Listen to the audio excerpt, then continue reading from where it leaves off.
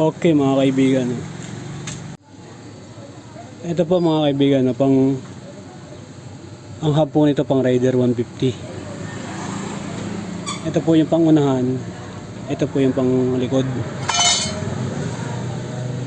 Ang rim po nito parehas pong by 17 yung bilog po niya.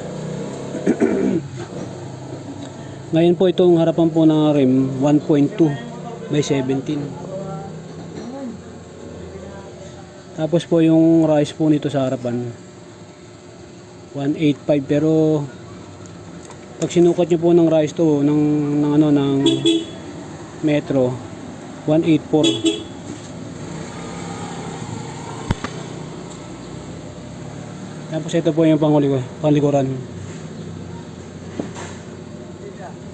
Ang size po ng rise nya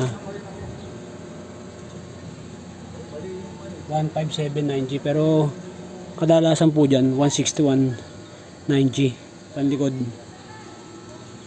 Yan po mga kaibigan, no? Raider hub panlikod 1.4 by 17 yung rim, as 1.2 by 17 yung harapan. Tapos yung harapan hub po ng Raider pang harap.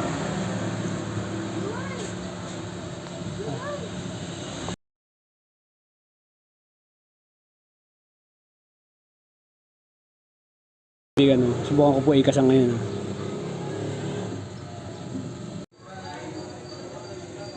Ito mga kaibigan, ikasa ko na.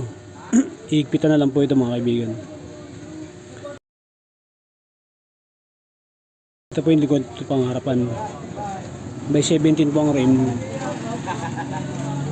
Ang harapan po 184 po yung sukat ng rayos, 9G. Ang panlikod po 161, 9G.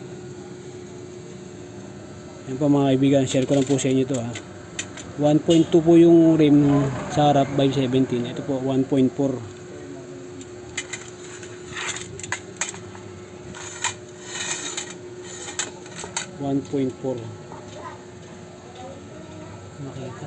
Ayan.